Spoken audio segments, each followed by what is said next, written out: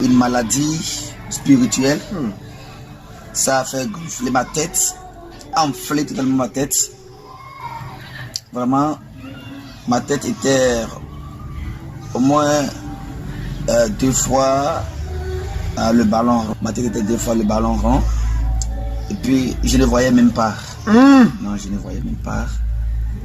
Donc, je ne voyais même pas. Il avait dans notre famille un féticheur. Je vais dire que je suis né dans une famille païenne qui ne comprenait pas Christ. Donc, parce que ça, le truc, ça aggravait, ça augmentait, tout ça là. Je n'arrivais pas à me trouver, tout ça là. Donc, il avait un féticheur. Et puis, mon papa m'a pris. Il a caché la tête, ma tête avec du pain. Parce que c'est trop gros. Tu vois, c'est trop gros. Et puis, le féticheur, il m'a donné quelque chose à boire. Je ne comprenais rien. Mais je pensais qu'arrivé là-bas, je vais trouver de la satisfaction, je vais trouver la guérison. Mais c'est en quittant là-bas que ça a encore augmenté, ça a encore enflé, tu vois. Et du coup, c'est-à-dire que la chose voulait me faire partir. Chers téléspectateurs et téléspectatrices de la chaîne Paul Ulrich Tutankhaton, la chaîne officielle sur YouTube. Suivez désormais votre émission Né pour dominer, présentée par le frère Paul Ulrich Tutankhaton. Une émission qui change, qui transforme et qui édifie les vies. Pour ne rater aucun numéro de cette émission, abonnez-vous à la chaîne Paul Ulrich Tutankhaton sur YouTube. Aimez, likez et partagez afin qu'un bon nombre de personnes soient édifiées.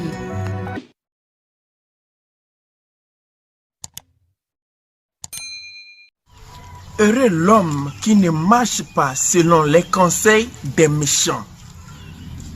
Bien-aimés en Christ, soyez les bienvenus dans cette émission Né pour dominer avec le frère Paul Ulrich Tutankhaton.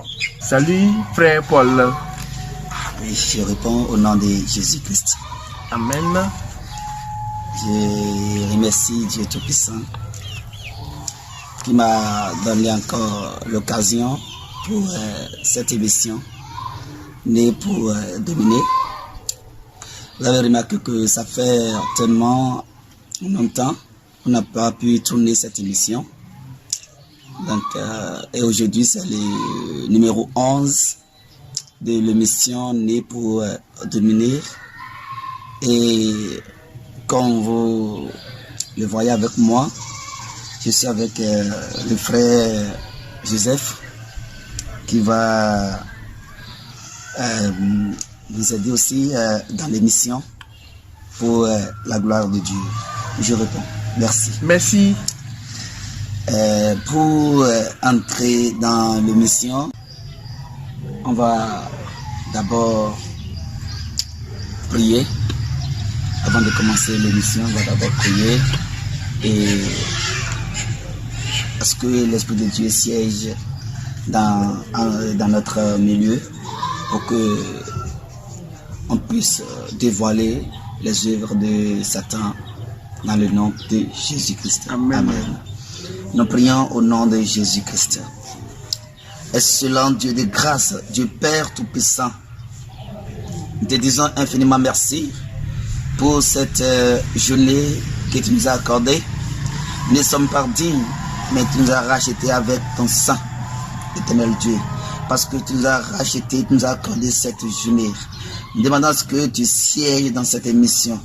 Et nous prions et nous arrêtons les œuvres des ténèbres qui seraient contre cette émission dans le nom de Jésus-Christ, qu'ils soient tous arrêtés. Parce que nous sommes là pour parler de toi, pour ta gloire. Nous savons très bien que Satan, notre ennemi, ne serait pas content. Alors nous demandons que tu viennes régner au milieu de nous et ne nous abandonne pas. Dans le nom de Jésus-Christ.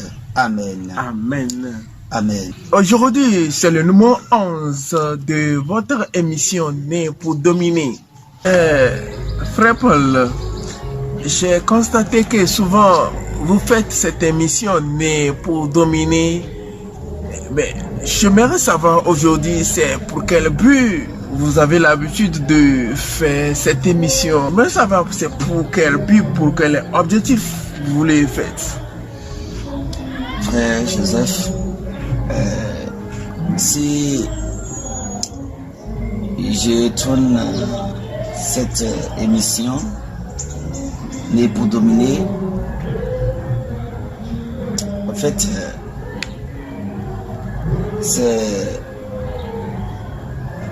la grâce que Dieu m'a accordée qui me pousse à tourner cette émission. La faveur que Dieu m'a accordée, c'est pour cela, si tu regardes le numéro 1 de cette émission, tu verras que c'est commencé avec la prière. Tu vois, c'est commencé avec la prière. C'est parce que Dieu, il m'a délivré, il m'a sauvé. Et je suis là pour l'émission Né pour dominer. Aujourd'hui, c'est le numéro 11. C'est que j'aimerais témoigner la grâce que Dieu m'a accordée. Et témoigner aussi ma conversion. C'est pour cela que j'ai commencé l'émission. Donc vous verrez que dans le numéro 1, c'était avec la prière.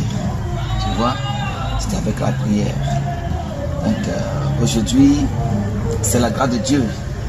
Dieu m'a dit, à travers le numéro 11, il m'a dit que il veut que je parle un peu de ma conversion. Ma conversion, c'est une histoire.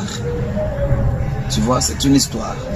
Donc, Dieu m'a dit de parler comme ça pour que les âmes soient édifiées, pour que les vies transforment.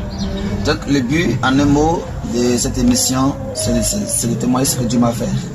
Pour entrer dans l'émission, j'aimerais bien que on lit la Bible. On lit au moins 2 portions d'écriture.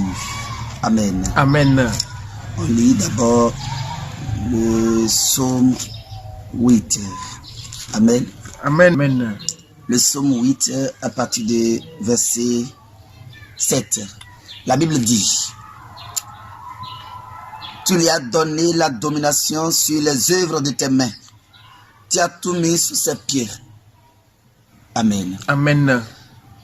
La parole dit dans Psaume 8 que, dans le verset 7, que Dieu a donné la domination à l'homme, afin que l'homme puisse dominer sur les œuvres de ses mains. Alléluia. Amen. Encore, Proverbe 28, verset 13. La Bible dit: celui qui cache ses transgressions ne prospère point, mais celui qui les avoue et les délaisse obtient miséricorde. Amen. Amen. Pourquoi j'ai pris des portions d'écriture? Le second dit que Proverbe 28, verset 13 dit: celui qui cache ses transgressions ne prospère point.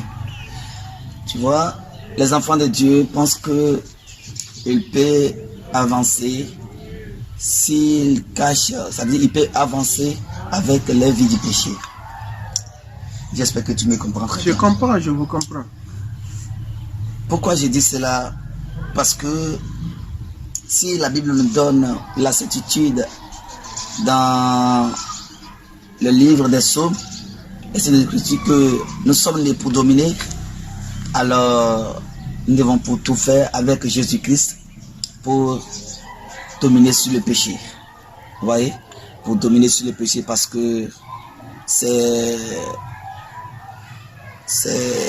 un acte qui nous éloigne de Dieu. Tu vois, non? Donc c'est un peu ça. Donc pour commencer, je suis né dans une famille païenne. donc, dont papa et maman ne connaissent pas Christ.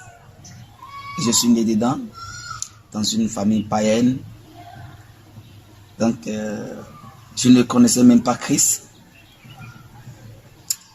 Et c'est comme ça qu'il y a des attaques un peu partout. Si ce n'est pas moi qui tombe malade, c'est le grand frère ou bien c'est la grande sœur. Et ce n'est pas aussi des maladies physiques. Donc, c'est des maladies spirituelles. Et puis, on ne peut pas s'en sortir. Tu vois? Donc, c'était comme ça ma vie avec mes frères et sœurs parce que nous étions tous dans une petite maison dans la famille. Donc, c'était notre vie. Et Dieu Tout-Puissant m'a sauvé. C'est pour cela que j'ai dit que l'émission n'est pour dominer. Je ne sais pas quand que ça va finir. Parce que si je ne peux pas prendre l'air que vous me donnez ici maintenant pour pouvoir parler de ma vie totalement jusqu'à présent, je ne peux pas. Donc c'était comme ça notre vie et ma vie. Et je vais commencer mon émission à travers l'expérience de la mort que j'ai eue dans ma vie. Ce que Dieu m'a fait comprendre, surtout au niveau de la mort. Parce que je suis né dans une famille païenne, je ne comprenais rien. Il était une fois que, en fait, dans la famille, disons dans notre famille, donc je parle de papa, maman et puis mes frères et sœurs. Nous sommes devant Dieu et il faut dire la vérité devant Dieu. Amen. Donc, dans la maison, disons dans notre famille, j'aimais tellement ma maman, celle qui m'a mis au monde. Je l'aimais tellement. Et puis, dans des rêves, si j'ai fait un rêve, c'est son nom que j'appelle. Vous voyez, c'est son nom dans des rêves, c'est son nom que j'appelle souvent. Mais je ne comprenais rien. C'était encore à l'âge de, je peux dire, à l'âge de 8 ans. À l'âge de 8 ans, oui, à l'âge de 8 ans. Si j'ai aussi la bonne mémoire, à l'âge de 8 ans. Donc, c'était comme ça, il était une fois, et puis j'ai fait un rêve. Dans les rêves, c'est pour que je me suis vu 2 fois. Il y a mon corps qui est sur le lit et puis mon esprit debout à côté de mon corps. Je suis là, je ne comprenais pas, mais je criais. Mais le début de ce rêve, c'est comme si il y a certaines personnes qui sont venues entrer en moi. Tu comprends? C'est une famille païenne dont il y a tout. Il y a tout comme la sorcellerie, il y a tout. Donc, c'est un peu ça. C'était comme ça que quand ils sont venus entrer en moi, je me suis vu 2 fois, un sur le lit et puis un aussi debout. Et c'est comme si je criais. Et je me battais avec eux. Mais mon esprit qui est debout, je criais, mais personne ne m'attendait pas. Frère, la vie que nous menons aujourd'hui, si la personne n'a pas Christ, je ne suis pas sûr qu'il peut dominer sur les choses. Parce que la parole nous dit dans Somme 8 qu'il nous a donné le pouvoir de dominer sur les œuvres de ses mains. Vous voyez, tous ces démons, tous ces petits démons, les sorciers, c'est les hommes. Ils sont tous des créatures de Dieu. Tu vois? Même quand on parle de Satan, il est le créature de Dieu. Et d'ailleurs, la Bible nous confirme que c'est un ange, l'ange de lumière, Lucifer. Parce qu'il n'est pas obéi à Dieu. C'est pour cela qu'on a précipité sur la terre. Tu vois? Donc, et Dieu nous dit maintenant que si nous sommes en lui, nous avons l'autorité, le pouvoir de dominer sur ses œuvres. Donc, j'aimerais passer par là pour dire à mes frères chrétiens que si Christ est dans la barque, tu as l'autorité, tu as l'assurance de dominer sur les méchants. Oui. Alléluia. Amen. Donc, quand je criais, personne ne m'écoutait pas. Personne ne m'écoutait pas. C'était comme ça, je me luttais contre ces esprits. Et puis, ils n'arrivent pas à me laisser. Et puis, je criais le nom de ma maman parce que je l'aimais trop. Tu vois, je l'aimais trop. Je criais son nom dans le rêve en pensant que elle peut venir à mes secours. Tu vois, il n'y a aucun nom sur cette terre qui peut délivrer. Si ce n'est pas le nom de Jésus-Christ, tel que la parole nous dit dans Philippe 2, à partir du verset 7. Vous voyez, et le verset 10 dit que il a reçu le nom qui est au-dessus de tout autre nom. Vous voyez, non? Parce qu'il a obéi. Il a accepté la mort. C'était cette mort, la mort de la croix. Tu vois? Ça fait partie de l'obéissance. Qui peut obéir comme Jésus-Christ aujourd'hui? Qui peut faire cela? Donc, c'est pour cela Dieu l'a souverainement élevé. Il a donné le nom qui est au-dessus de tous les autres noms. Afin que, puis la Bible nous dit, afin qu'au nom de Jésus, tous genoux fléchissent. Alléluia. Amen. Tu vois, donc je pensais que c'était maman qui peut me délivrer. C'était ma mère qui m'a mis au monde, qui peut me délivrer. J'ai crié son nom tellement que je n'arrive pas. Je criais son nom, mais pourtant, il se pourrait même que ces esprits prenaient contrôle de ma vie. Et puis, je n'arrive pas à bouger même sur les lits. Tu vois? Donc, c'était comme ça. Du coup, je ne sais pas, c'est l'Esprit de Dieu. À l'époque, je ne comprenais pas l'Esprit de Dieu. Je ne comprenais pas la grâce de Dieu. Je vivais comme ça. Tu vois? Je peux même mourir et puis aller en enfer. C'est pour cela que j'ai dit que ce que Dieu m'a fait, je dois le témoigner. Je dois faire ce témoignage pour glorifier mon papa, Dieu Tout-Puissant. Tu vois? Donc, c'était comme ça, les esprits m'attaquèrent. Et du coup, comme je ne comprenais pas Jésus-Christ, je peux vous dire, parce qu'il sait bien qu'aujourd'hui, parce qu'il sait bien qu'aujourd'hui, je vais témoigner son nom devant le monde entier. C'est pour cela qu'il m'a sauvé. Tu vois? Sinon, si j'ai dit que j'ai crié Jésus, et puis je me suis réveillé, donc j'ai menti. Tu vois? Donc, c'est pas sa grâce. C'est pas sa souveraineté. Il a fait chasser ses esprits. Et mon esprit qui était debout est revenu maintenant dans mon corps. Et c'est là que j'ai commencé par bouger sur les lits. Tu vois, c'était pour la première fois l'expérience de la mort que j'ai fait. Mais je ne comprenais pas. Je ne comprenais pas. Donc le matin, j'ai parlé avec ma maman parce que je l'aimais beaucoup. Je parlais avec lui.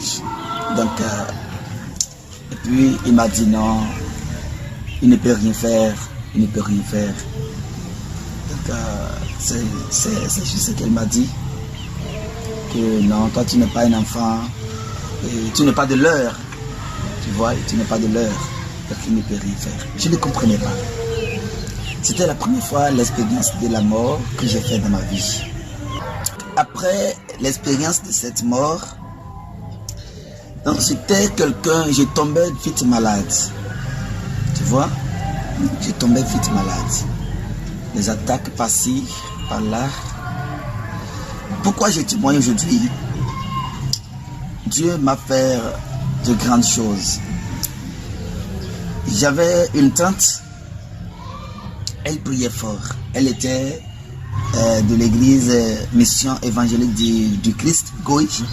Donc, et puis elle était forte dans la prière. Elle priait, non, elle priait et puis Dieu agit. Je n'allais pas comme ça à l'église, comme ça. Et puis elle venait à la maison les minuit, elle seule passait parce qu'à l'époque, il n'y avait pas de la lumière comme ça. Et puis elle quittait, on peut dire que ça fait quelque chose de 3 vers 4 kilomètres de sa maison vers nous. Tu comprends? Donc on peut dire 3 kilomètres de sa maison vers chez nous. Donc elle quittait là-bas dans la nuit profonde, à 0 heure. Et puis elle priait de la route, de la maison jusqu'à chez nous. Elle était une tante à moi. Je peux dire, non pas tante, je peux dire la grande soeur, parce que c'était la fille de ma tante partenaire. Donc elle est ma grande soeur. Mais elle a vite accepté Christ. Et puis elle priait, Dieu agissait à travers lui. Et puis je peux dire que c'est à travers lui que, en fait, Dieu m'a délivré dans plusieurs maladies, même la mort. Tu vois, je suis quelqu'un, vraiment, je ne sais pas que je serai là aujourd'hui. Frère, avec les attaques et tout, je ne sais pas que je serai là. Mais du coup que je suis là aujourd'hui, je dois témoigner cela pour montrer la gloire de Dieu devant le monde entier. Tu vois? Donc, elle venait dans la nuit, elle priait pour moi. On puisait l'eau pour elle, elle priait sur l'eau là et puis elle utilisait cette eau pour me faire la délivrance. Elle priait pour moi beaucoup. Parfois, son retour, elle rencontre des choses. Elle rencontre des oiseaux comme hibou, même des sorcières. Elle rencontre assez de choses sur la route. Et puis, c'est comme ça que j'ai commencé l'église là avec elle. Et puis, j'allais, mais je n'avais pas la foi. Je ne comprenais pas la foi. Toi-même, tu sais très bien que la foi, on ne peut pas donner ça à n'importe qui. On ne donne pas la foi à un enfant. Il faut être conscient de certaines choses avant de les conserver. Tu comprends? Donc c'était comme ça. J'allais à l'église et puis je n'avais pas la foi. Donc c'était comme ça. J'étais un pied dedans, un pied dehors. Donc du coup j'ai abandonné. Tu vois? La paroisse était même loin de l'église, là où je fréquentais. Et je faisais l'effort pour aller aussi l'adorer, adorer Dieu là-bas. Mais du coup, parce qu'il n'y avait pas quelqu'un avec moi qui peut me former, j'ai abandonné. Et c'est comme ça que je tremblais à la maison. Les dimanches, je n'allais plus, c'est football, c'est aussi des querelles. Bon, tu vois, la vie des enfants. Tu t'imagines un enfant de 10 ans, 12 ans, comment il mène sa vie, tu vois, non? Donc c'était comme ça.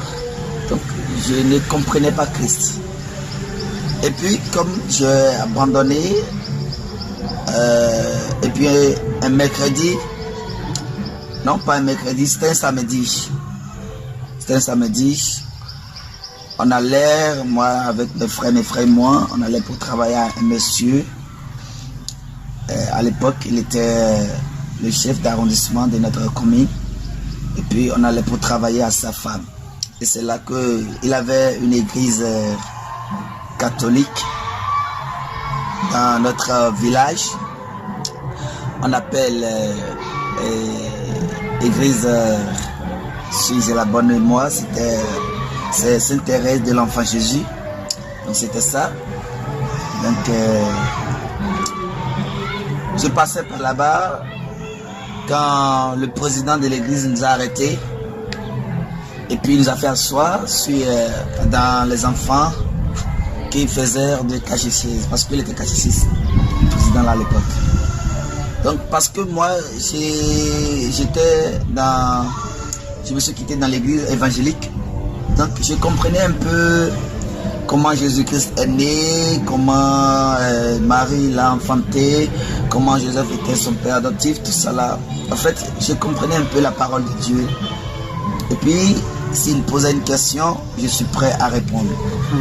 Il y avait les gens là, tu vois, si tu fais quelque chose, il y avait aussi les gens qui sont là, mais c'est pas que je me glorifie aujourd'hui, mais on dit que l'humilité précède la gloire. Tu vois, c'était de la même manière que ce que tu veux être aujourd'hui, ça c'est pas aussi demain. Tu vois, je ne me glorifie pas, à Dieu seul la gloire. Donc c'était comme ça, j'ai donné des réponses à ces questions. Donc il était vraiment content, vraiment heureux de ma part et aussi de la part de mes frères et sœurs. Et puis il nous a invités à l'église le dimanche. C'était encore une autre église qui était, on peut dire aussi, à 10 km, qui est loin de la maison de ma grande sœur. Tu vois, la grande sœur qui priait pour moi. Donc l'église était loin de la maison, de sa maison. Et puis le dimanche, c'était catholique aussi. C'était Saint-Pierre et Saint-Paul. Donc c'est ça. Et puis le dimanche, arrivé là-bas, après la fin de la messe, parce qu'il nous a promis de donner de l'argent. Tu sais, les enfants, s'ils trouvent l'argent, Ils sont très heureux. ils sont très heureux, voilà, frère Joseph, tu comprends bien. Ils sont très heureux. Donc, il nous a promis cela. Il y avait aussi un frère qui nous a promis cela parce que je parlais d'une manière que j'étais dedans, j'étais là avant. Donc, disons que je parlais d'une manière que j'étais un enfant de catholique, tu vois. Ce qui veut dire que je ne peux pas aller là-bas. En tout cas, c'est la gloire de Dieu. Tu vois, donc le frère aussi nous a promis de l'argent. Après la fin de la messe, nous sommes partis voir ce monsieur avec ce frère. Et puis le monsieur nous a donné de l'argent avec le frère pour nous rendre heureux. Tu vois. Et puis c'est comme ça que j'ai commencé l'église catholique. Et du coup, j'ai abandonné l'évangélisation, l'église évangélique. Donc, j'ai abandonné cela et puis j'ai commencé l'église catholique comme ça. J'allais. J'ai commencé les catéchismes comme ça. Première année, deuxième année, troisième année, puis j'ai réussi pour l'examen. Et puis, on m'avait baptisé dans les églises. Donc, tout, ils m'ont tout fait. Baptisé, communier, confirmer tout, j'ai tout fait. Et les choses avançaient.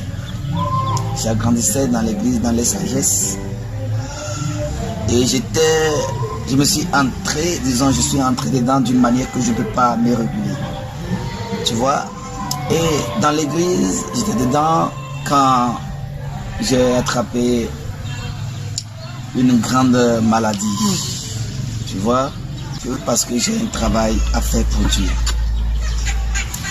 Donc si je comprends bien, Dieu vous a guéri, oui. Parce que vous avez une émission à tourner, oui, pas seulement ça seul, parce que je sais bien que je vais encore partager sa parole dans le monde entier. D'accord. Et c'est le début du commencement. Donc c'est comme ça il m'a sauvé. C'est pour cela qu'il m'a sauvé.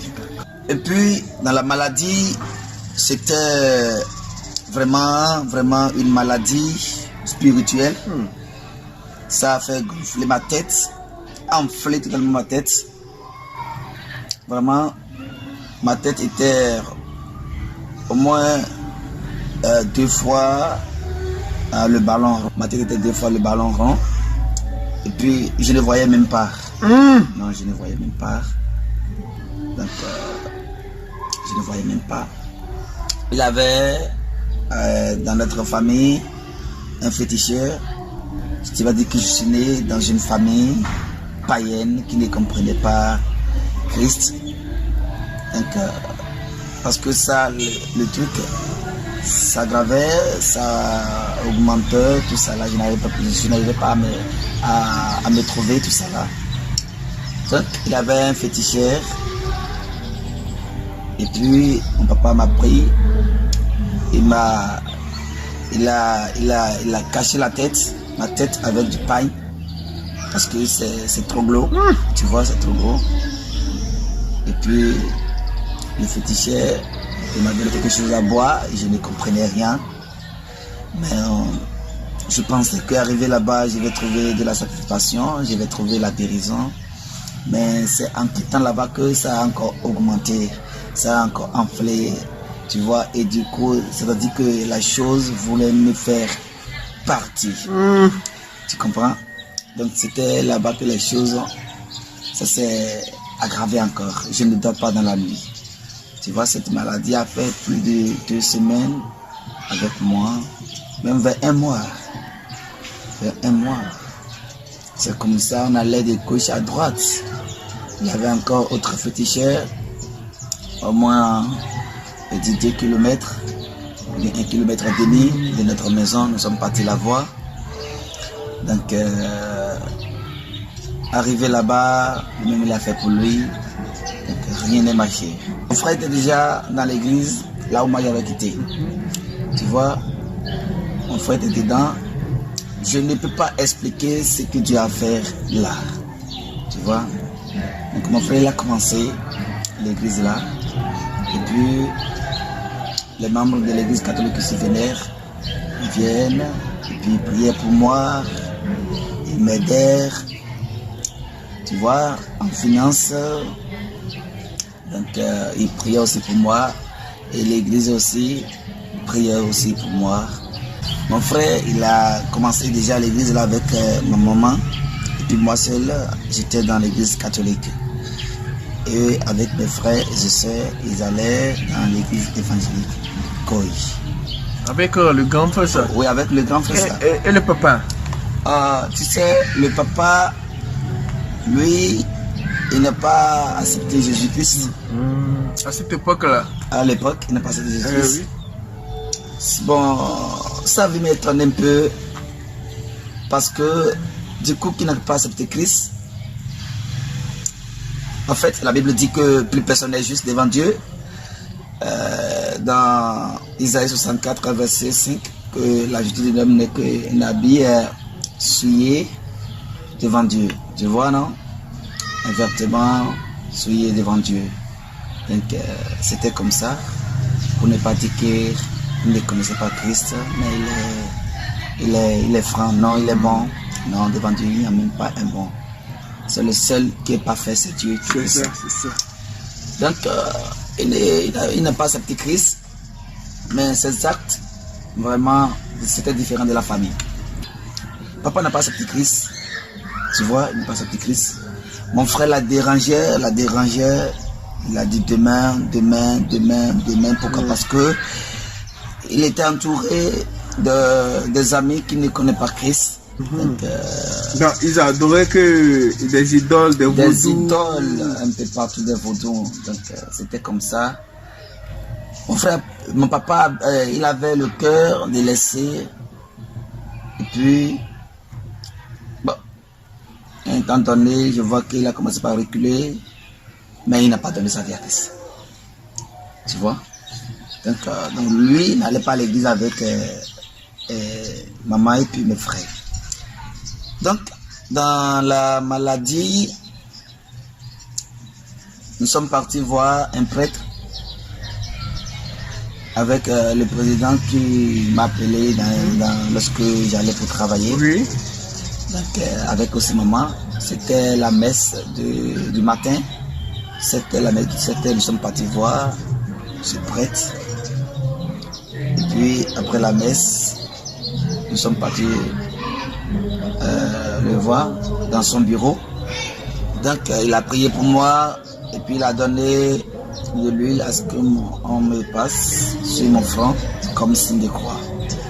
Et puis lorsqu'on a quitté là-bas, il avait un monsieur dans l'église. Il était président de l'église de la paroisse mère à l'époque. Donc c'est un monsieur qui utilisait des herbes, donc accompagné de la parole de Dieu, de ce que je savais à l'époque. Tu comprends? Donc, et puis c'est arrivé là-bas, Il nous a envoyés au marché, payer des choses, certaines tisanes. Donc, nous sommes partis. En fait, moi, tout ce que tu dis, je ne voyais même pas. C'est ma maman qui m'a raconté tout. Parce que ma tête était enflée du coup que je ne voyais même pas. Tu vois? Donc, je me souvenais bien qu'elle a utilisé un appareil pour regarder la chose. Et puis il a parlé, il a dit, mais les hommes n'ont qu'à laisser les hommes. Et ce petit-là, il connaît quoi? C'est ce qu'il a dit le jour-là.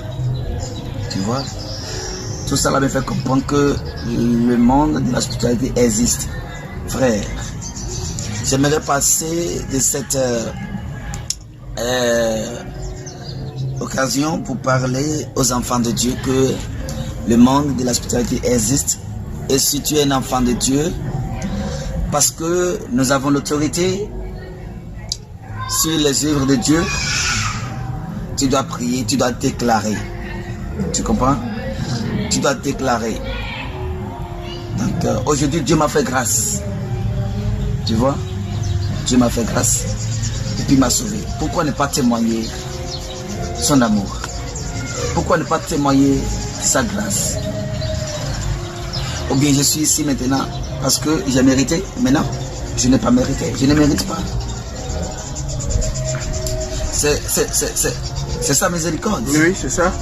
Et tel qu'on vient de dire aujourd'hui dans l'église, la miséricorde c'est quoi? C'est le pardon, la grâce accordée à ceux qui ne méritent pas. Tu comprends? Donc je ne méritais pas et puis il m'a accordé cela. Il m'a sauvé. Et je vois cela à travers ma vie. Tu vois? On ne peut pas expliquer tout.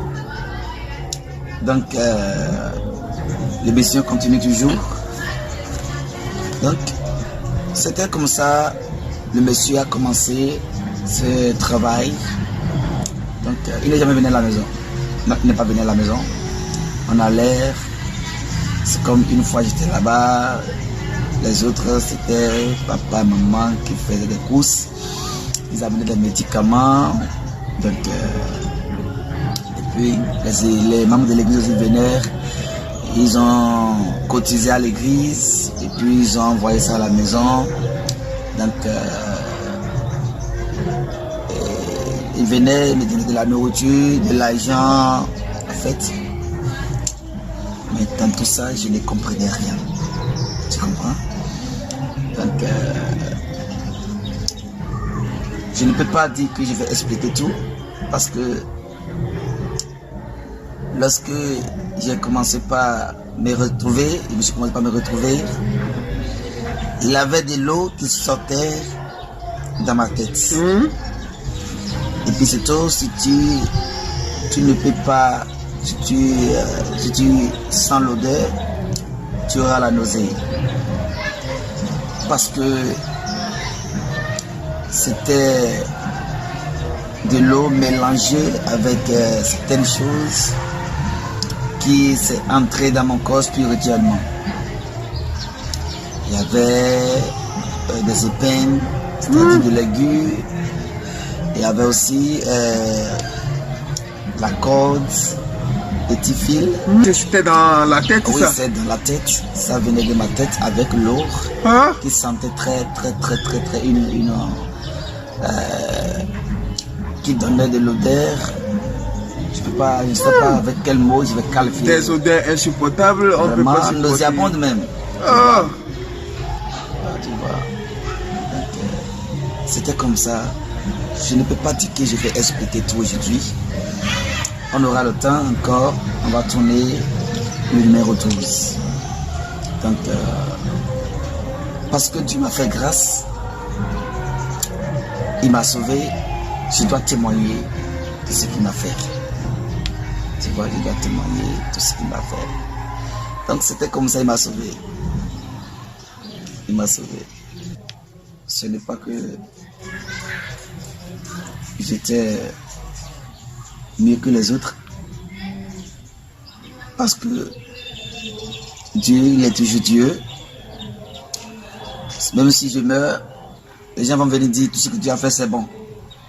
N'est-ce pas? C'est ça. Et il est Dieu.